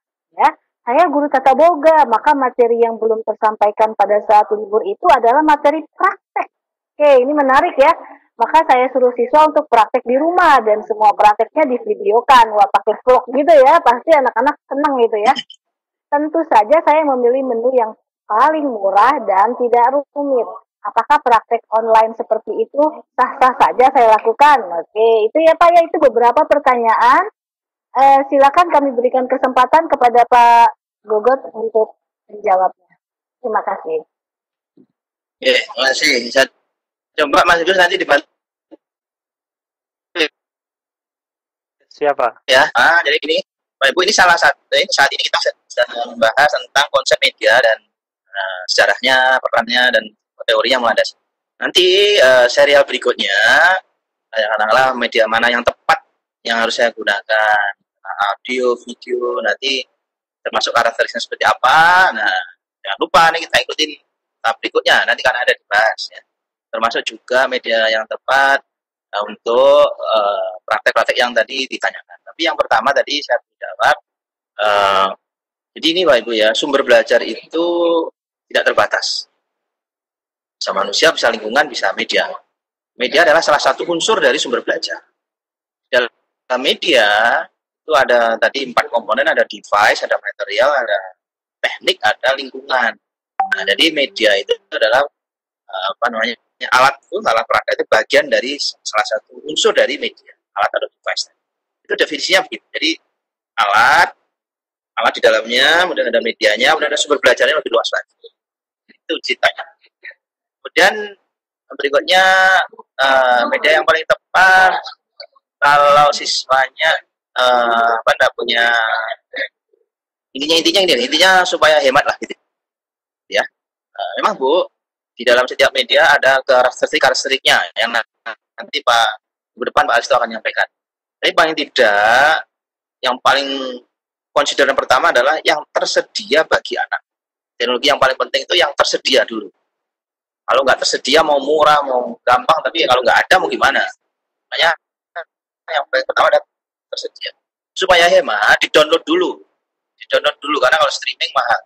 Jadi katakanlah video download dulu, nanti baru di-set ke peserta didiknya. Saya yakin kalau sekarang sih paling banyak tuh WhatsApp ya, WhatsApp atau Telegram lah. Atau kalau paling mudah sebetulnya ya Bapak Ibu, kalau punya channel YouTube atau Facebook, medsos yang paling gampang, taruh di situ anak-anak suruh nonton, itu lebih mudah lagi. Yang penting ada grup WA-nya, anak-anak aku udah taruh videonya di sini, udah tonton semua mereka semua tonton. Karena itu paling murah itu, kenapa sih murah? Karena Facebook itu punya fasilitas, WhatsApp juga punya fasilitas untuk mereduksi file yang gede otomatis. Tapi memang kualitas videonya kan lebih rendah, tapi paling tidak nyampe. Jadi saya kira kalau pakai itu lebih, di YouTube pun Bapak Ibu bisa setting ya kualitas videonya ke kualitas yang paling rendah supaya internetnya nggak terlalu. Jadi nah itu nanti akan ada diajarkan berikutnya. Tapi intinya ada strategi bagaimana supaya internet kita nggak terlalu mahal. Termasuk juga katakanlah Vicon seperti ini. Vicon itu WP paling mahal. Paling murah itu Zoom ya dari pemakaian kuota ya. Tapi kan punya fasilitas yang berbeda-beda tergantung nanti kemana. Tapi intinya konsideran-konsideran itulah yang bisa kita jadikan ukuran untuk memilih teknologi yang paling tepat ya. Terus tadi apalagi Mbak Nisa? Aku lupa ya. Bisa ditambahin lagi? Pak Agus mungkin mau nambahkan sudah? Banyak banget pertanyaannya. Mungkin nambahin sedikit. Pak Risto, monggo bantuin. Yang dijawab Pak Bogor tadi udah betul semua itu. Jadi Silakan Pak Agus. sebetulnya kalau kita berbicara yang mana sih yang disebut sumber belajar, tadi ada SDM-nya, ada alat peraga, ada media dan lain sebagainya, itu disebut media pembelajaran ya. Jadi pada hakikatnya semua yang menjadi sarana yang bisa menjadi sarana untuk memahami sesuatu, dalam hal ini dalam konteks pelajaran, suatu konsep, maka itu disebut media pembelajaran. Nah, saya pikir sudah disampaikan Pak Gogot dari sesi tadi bahwa ada generasi ke generasi ya, dari tahun ke tahun yang sudah dijabarkan tadi, dari media pembelajaran yang paling sederhana sampai ke yang paling canggih. Kalau dikatakan media pembelajaran yang paling tepat itu yang seperti apa sih? Nah, ini yang sebetulnya ada stressing di akhir kalimat Pak Gogot tadi di sesi tadi sebetulnya, bahwa ketika disiapkan atau disediakan berbagai sumber atau media pembelajaran yang ada, baik secara online, offline, dan lain sebagainya, sebetulnya yang bisa menentukan mana yang tepat adalah usernya ya, sesuai dengan kebutuhan. Itu yang pertama. Yang kedua adalah kondisi. Ya, bagaimana ketika siswa atau masyarakat pendidikan yang ada di suatu daerah yang susah untuk koneksi internet, maka dia akan menggunakan media yang tentunya tidak memaksakan diri untuk harus online, sehingga dia harus berlari naik pohon dan lain sebagainya untuk mencari sinyal dan lain sebagainya. Ya, misalkan dengan siaran televisi yang nyampe ke daerah tersebut berarti bisa pakai televisi, atau bahkan yang hanya bisa audio ya audio, radio dan lain sebagainya. Itu dijadikan media pembelajaran. Jadi mana yang paling tepat adalah yang menentukan adalah usernya, sesuai dengan kebutuhan masing-masing dan sesuai dengan kondisi atau lingkungan yang ada di daerah tersebut. Maka ketika seseorang atau pengembang media mengembangkan multimedia gitu ya, itu tidak bisa dipaksakan, itu akan dimanfaatkan ke suatu daerah begitu. Karena belum tentu daerah tersebut bisa menerima jika media pembelajaran tersebut mengharuskan secara online begitu. Saya kira itu yang menjadi stressing tadi. Pertanyaan yang paling banyak kan tadi kan media pembelajaran yang paling tepat itu yang seperti apa gitu. Saya kira itu. Oke, baik Pak Agus, terima kasih tambahannya. Terus ada juga Pak pertanyaan yang sebenarnya juga menggelitik saya nih Pak, karena berdasarkan pengalaman ya, yaitu yang tentang tadi yang dari Ibu Sri ya, dari guru matematika, belajar menggunakan media, aktif siswanya, menyenangkan, seru gitu ya. Tapi begitu dites, ternyata hasilnya tuh mengecewakan. Nah itu gimana? Silakan mungkin Pak Gogot, Pak Agus atau Pak Aristo bisa menambahkan. Coba gini ya, kebetulan saya ajar matematika. Ini Pak. Ini dia pakar matematika kita. Ya, jadi gini Bu, memang setiap materi yang kita mau sampaikan kita sudah punya KD atau dasar kompetensi yang sudah kita akan capai. Nah, memang kalau bahasa gampangnya ya, ini suruh hafalin ya besok ujian itu paling sederhana. Tapi cara seperti itu tidak akan lama. Saya alami sendiri nih. Ini habis ulang udah lupa lagi. Nah, tadi kita hanya melihat maksimal 30% anak ingat. 30% itu kalau dalam waktu 2 minggu, kalau 2 bulan udah habis dalam 10%. Nah, kalau mau retain lebih lama, misalnya belajar matematika itu sampai udah matematika, tapi itu ditanya di Amerika. Konsep yang agak detail saya sulit menjelaskan karena waktu saya di Indonesia saya hanya menghafal dan menyelesaikan soal, nggak bisa praktek, nggak bisa visualisasi apapun. Makanya kenapa teknologi tadi anak-anak tertarik terus yang sudah bagus, Bu. Mungkin yang perlu kita lihat lagi adalah pertanyaannya. Karena kalau sudah berbasis teknologi, pertanyaannya mestinya bukan yang menjawab jawabannya benar atau salah, tapi adalah proses yang kita nilai. Proses pemahaman anak itu yang kita nilai. Karena kalau nih ya, kita ajar matematika, KKM-nya katakanlah yang nyampe hanya 50%, berarti yang salah sebetulnya bukan anak itu. Yang salah kita. Jadi mungkin dalam proses pembelajarannya kita yang salah menyampaikan konsep yang ingin ditangkap oleh anak-anak. Jadi bisa saja media yang kita pilih tidak sesuai.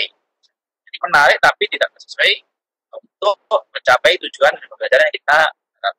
Kalau Ibu boleh kasih untuk lebih real lagi, kira-kira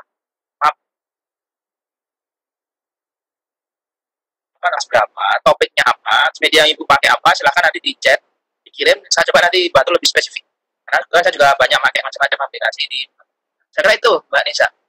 Oke, berarti Bu Sri menanyakan kepada orang yang tepat, karena kebetulan Pak Gogot itu adalah pakar matematika nih kan. Nah, kita bisa tanya nih, guru matematika ya bisa tanya kan, wah media apa sih ya buat matematika itu? Bener deh, ngajarin anak matematika itu luar biasa banget ya. Bagaimana caranya mau masuk ke kelas aja tuh udah yang perjuangan ya. Tapi ternyata matematika itu bisa dibuat menyenangkan. Pak Gogot nanti bisa cerita lebih banyak lagi tentang itu ya Pak Gogot ya. Oke, baik. Fokus sudah jam 3. Mohon maaf sebelumnya kita mungkin mundur 15 menit. Boleh ya Bapak dan Ibu? Boleh ya, mohon izin ya. Oke, sedikit kita akan ada yang akan disampaikan oleh Pak Agus. Pak Agus mau nyampein apa ya? Nah, di sini coba saya share sedikit. Saya kasih sedikit contekannya. Oke, Pak Agus ini akan men-share tentang media-media apa aja sih sebenarnya yang sudah dibuat oleh Pustekom. Nah, tadi kan Pak Agus bilang ya, media yang tepat itu yang media sesuai sasaran. Misalkan kita di sana anaknya internet koneksinya kurang bagus, ya berarti apa yang harus kita lakukan? Nah, itu ada strateginya. Nanti itu ada pembahasannya sendiri di sesi yang kedua, Rabu depan. Oke, sama Pak Aristo nanti ya. Oke, Pak Agus akan menge-share tentang media-media apa saja yang sudah dikembangkan oleh Pusdatin. Oke, waktu dan tempatnya kepada Pak Agus, kami persilakan. Oke, terima kasih Toto, bisa diberikan kesempatan share. Oke. Sudah Pak. Baik Bapak Ibu, izin mungkin ini hanya melengkapi yang disampaikan oleh Pak Gogot, karena yang disampaikan Pak Gogot tadi sudah sangat-sangat lengkap. Ya, jadi saya mungkin akan mengajak untuk melihat dari sisi teknisnya ya, secara teknis ya.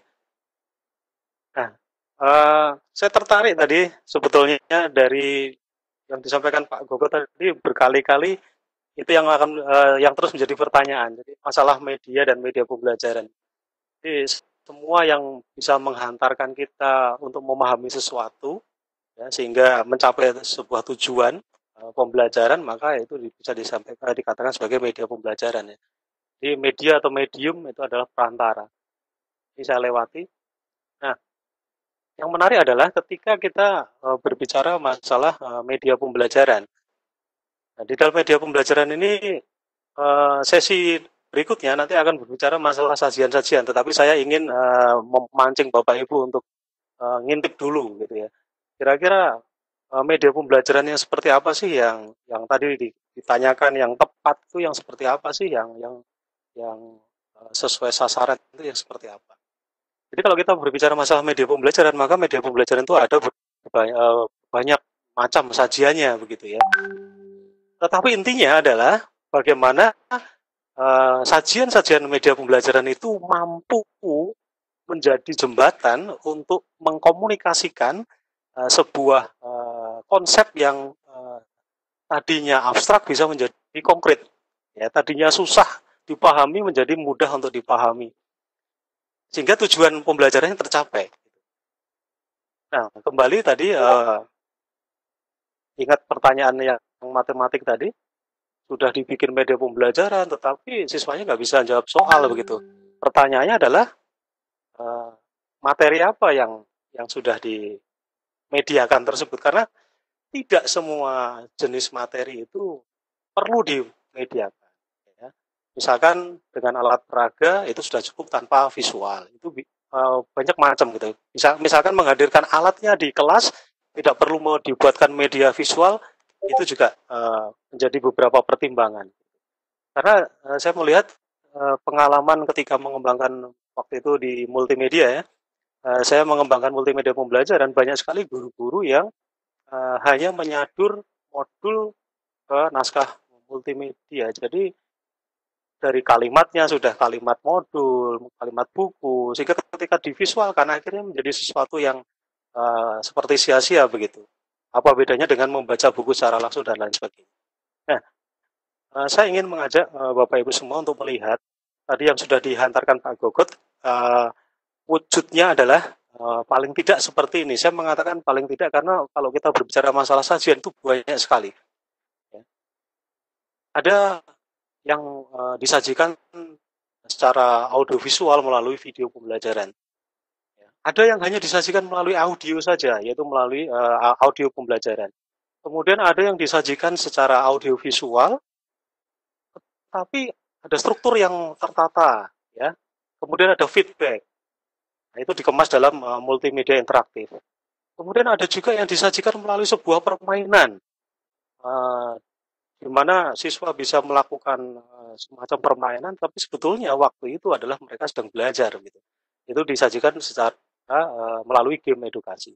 Kemudian ada realitas tertambah atau augmented reality.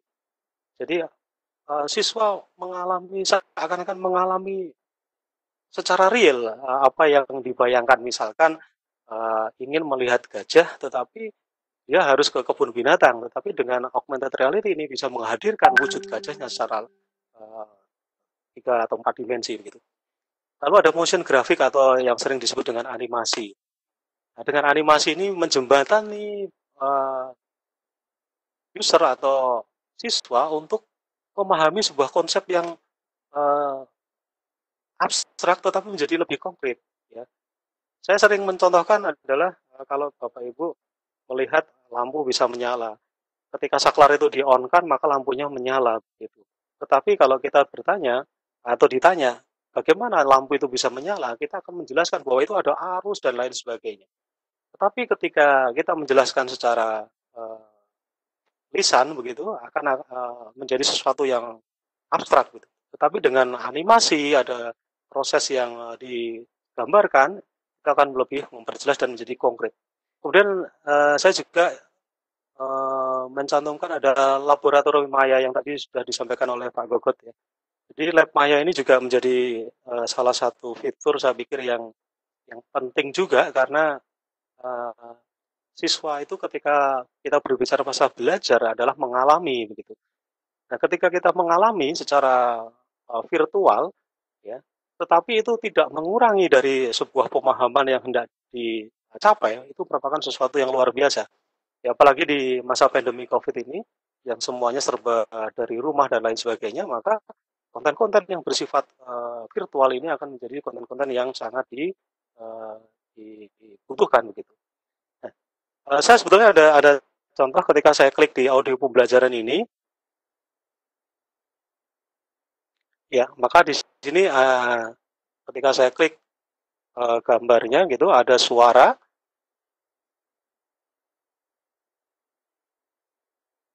Apakah terdengar?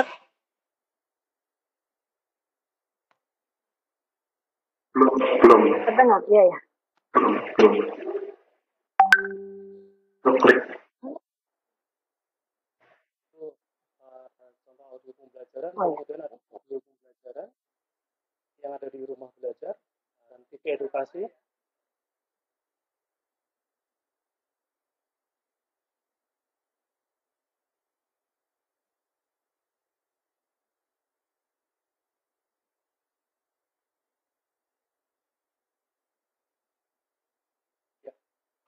Baik, karena waktunya singkat ya, saya cepat saja menunjukkan ini contoh-contoh.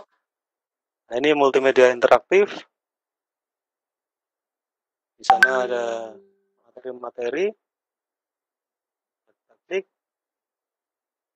ada video, ada animasi, ada grafis ya, dan semuanya diatur dalam struktur materi yang tertata rapi. Kemudian ada latihan dan tes dan seterusnya. Kemudian saya lanjut, ada game edukasi, ya. Saya mainkan gamenya. Ini tentunya menarik sekali ketika di masa pandemi kita bisa mendapatkan game-game seperti ini. Ya, ini lagi-lagi ini ketemu matematika ini ya. 4 tambah 10 ada 14. Saya klik tembak. Nah, akhirnya berhasil dan seterusnya. Saya kira itu. Kemudian ada juga augmented reality. Nah, ketika ada gambar iguana, kemudian kita scan ya. Ada wujud aslinya tadi yang saya katakan. Ini cukup membantu untuk memahami wujud suatu benda begitu secara real. Kemudian ada motion graphic.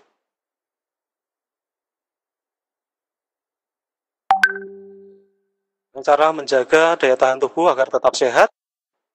Ini konten-konten yang disesuaikan dengan kekinian di masa pandemi COVID ini.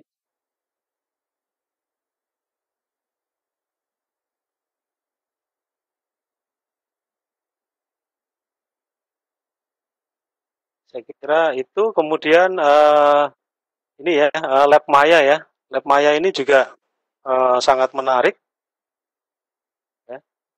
Jadi kita bisa mempraktekkan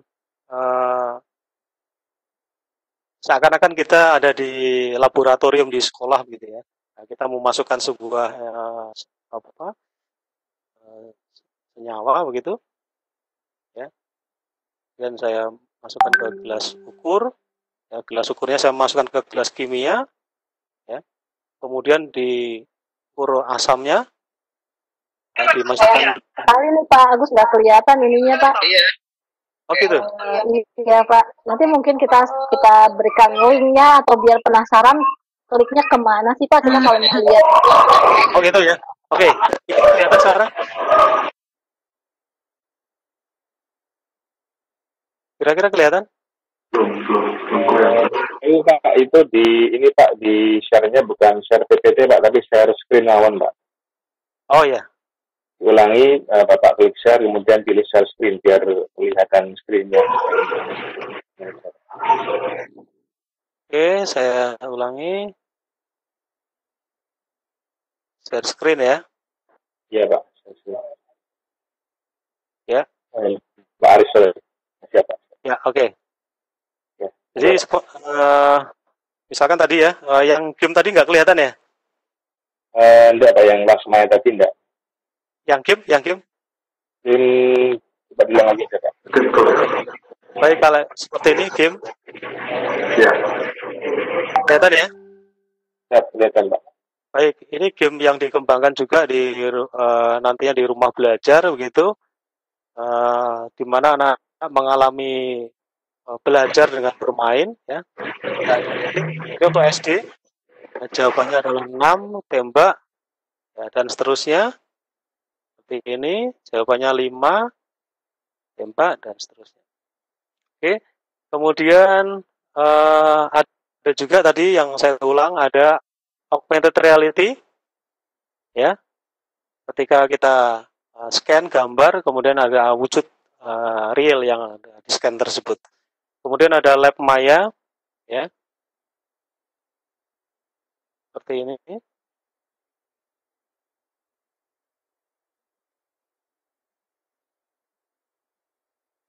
Ya, kita bisa praktek untuk memasukkan berapa cairan yang akan dimasukkan ke gelas ukur ya.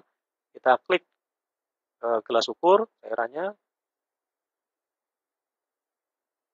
Ya, kemudian kita tuangkan di gelas kimia. Ya, kemudian kita campurkan larutan yang berikutnya ke gelas ukur, kita tuangkan, ya. Kemudian kita aduk, ya. Setelah itu dicek pH meternya adalah 5,3 dan seterusnya. Jadi hal-hal semacam ini yang saya pikir bisa menambah pengalaman siswa memahami sebuah konsep ya. Jadi belajar adalah mengalami begitu ya. Kemudian ini tadi yang mempertegas yang disampaikan oleh Pak Gogot, media pembelajaran begitu banyak sekali ya. Mana yang sesuai dengan kebutuhan sebetulnya. Salah satunya adalah ketika kita bisa memanfaatkan rumah belajar di belajar.kemdikbud.go.id. Kemudian, nah ini yang menambahkan yang disampaikan Pak Gogot untuk teorinya tadi, dalam sebuah media pembelajaran sebetulnya yang jangan terlewatkan adalah apakah itu sesuai kebutuhan, itu yang pertama. Yang kedua adalah apakah itu merupakan media yang kreatif, gitu ya. Kemudian menarik atau tidak. Ya, kalau bahasa iklannya kesan pertama begitu menggoda ya, selanjutnya terserah Anda. Jadi ketika pertama kita sudah tertarik dengan media pembelajaran di awal-awal, maka kita tidak akan meninggalkan media tersebut di menit-menit berikutnya. Kemudian ada unsur kekinian yang saya pikir ini juga menjadi penting ya, karena media-media, jenis media dan lain sebagainya terus berkembang ya. Dan saya ingin menutup tambahan dari saya ini dengan sebuah video ya, yang kemarin juga saya sampaikan ke guru-guru di pelatihan. Ada sebuah media inspiratif sebetulnya yang bisa saja menjadi rujukan nanti membuat video pembelajaran yang menarik, yang kekinian itu yang seperti apa sih? Nah, ini untuk menutup sesi ini. Bagus, silahkan. Terima kasih sekali lagi. Semoga ini bisa menjadi lebih paham lagi. Terima kasih. Assalamualaikum warahmatullahi wabarakatuh. Waalaikumsalam. Terima kasih banyak Pak Agus. Tadi luar biasa contoh-contoh yang sudah diberikan, contoh-contoh media yang sudah diberikan. Tadi kalau saya baca chat, baik yang private ke saya sendiri maupun yang disampaikan ke all panelis, mereka jadi bertanya-tanya tuh. Wow, keren banget ya. Bisa ya bikin kayak gitu ya. Ternyata banyak yang tertarik nih Pak Agus. Mudah-mudahan aja yang tertarik ini men-trigger mereka untuk menyiapkan stamina mereka ikut hingga akhir pelatihan. Oke. Mohon izin saya bisa share konten lagi, Mas Toto? Oke, Mbak, siap.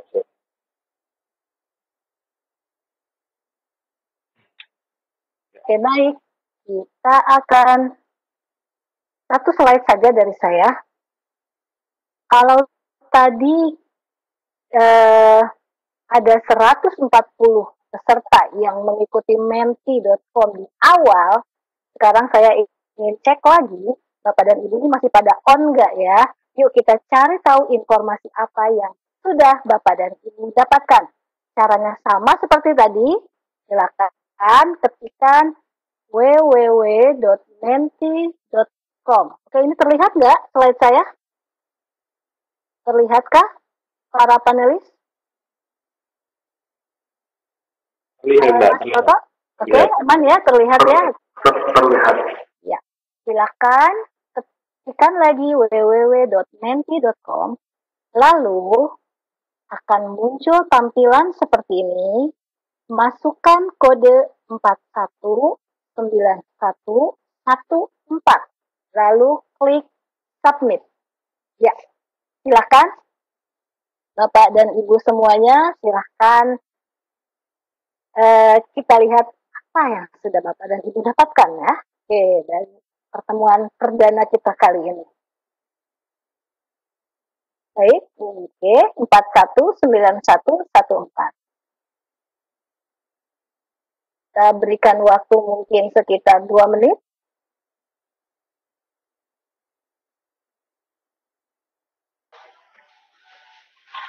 Mbak Nisa mungkin bisa di-share untuk yang itunya hasilnya Mbak Nisa. Gimana Pak Soleh?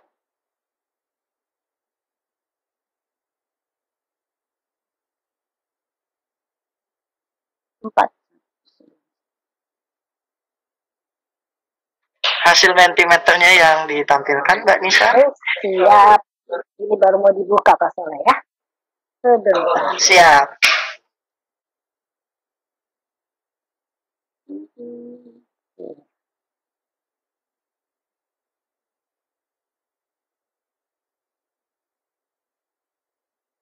Iya, hasilnya Pak Soleh dan Bapak dan Ibu semua bisa terlihat? Pak Soleh, halo? Ya, bisa. Oke, terlihat ya. Sengaja belum saya besarkan dulu. Dibesarkan aja Mbak. Ini baru 65 nih. Present. And then, oke. Kelihatan ya. Ada yang jawab, apa peran media dalam PDN? Kata kuncinya penting. Kata kuncinya penting. Kuncinya itu dia. Kuncinya itu peran media dalam proses PDN. Okay. Kalau bisa di screenshot, Nisa. Siap. Kalau sudah semua mengisi, nanti akan saya screenshot dan ya ini ya perubahan mantap. Bagus ini. Alat komunikasi. Yes. Ya, sorry maaf tidak terdengar suaranya. Karena ini masih banyak yang mengisi, jadi masih bergerak terus ini. Nah, ini menunjukkan bahwa data masuk lagi, sekarang sudah 98 orang. Dari yang awal itu kita punya 140. Oke, apakah ini masih akan tetap ada 140 yang on, atau sisanya udah sambil masak? Beres-beres rumah, gitu? Tapi kalau dengerinnya sambil masak kita tetap fokus tidak apa-apa, kan ibu-ibu biasa multitasking. Sambil nunggu, sambil cerita ya, kalau misalkan tadi, media ya, penyampaian media antara bapak-bapak dengan ibu-ibu suka beda, apa yang ditangkap itu mah udah biasa. Bukan salah medianya, itu karena perbedaan struktur otak. Ya, itu bercanda.